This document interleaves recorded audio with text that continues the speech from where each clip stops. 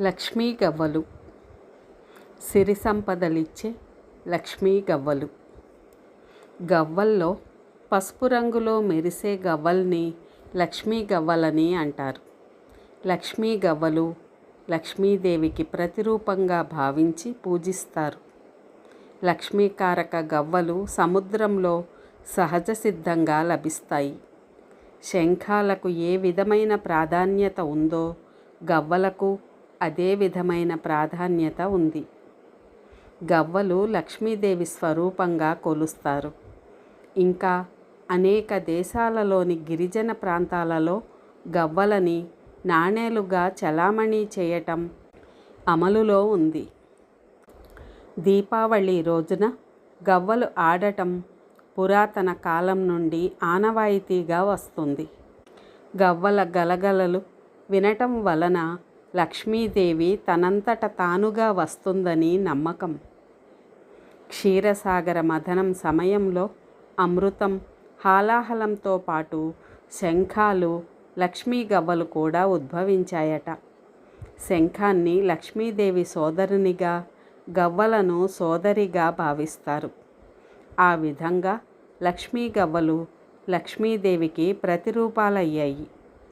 గవ్వలని లక్ష్మీదేవి చెల్లెలు అని, శంఖాలని లక్ష్మీదేవి సోదరులని పలువురు భావిస్తారు. గవ్వలు లక్ష్మీదేవికే కాక శివునికి ప్రత్యక్ష సంబంధం ఉంది. శివునికి చేసే అష్టాదశ అలంకరణలో గవ్వలు కూడా ఉంటాయి.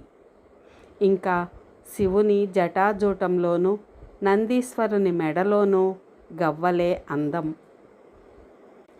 గవ్వలు కొందరికి అలంకరణ వస్తువులుగాను, కొందరికి ఆట వస్తువులుగాను, కొందరికి తాంత్రిక వస్తువులుగాను ఉపయోగపడతాయి.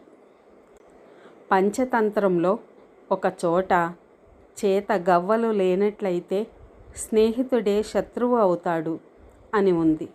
కాబట్టి గవ్వలకి ఆధ్యాత్మిక, సాంస్కృతిక, ఆర్థిక జీవనంతో సంబంధాలు ఉన్నాయి అనేది వాస్తవం.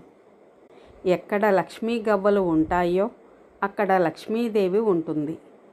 అందుకే మన పూర్వీకులు గవ్వలకు అంత ప్రాధాన్యతనిచ్చారు.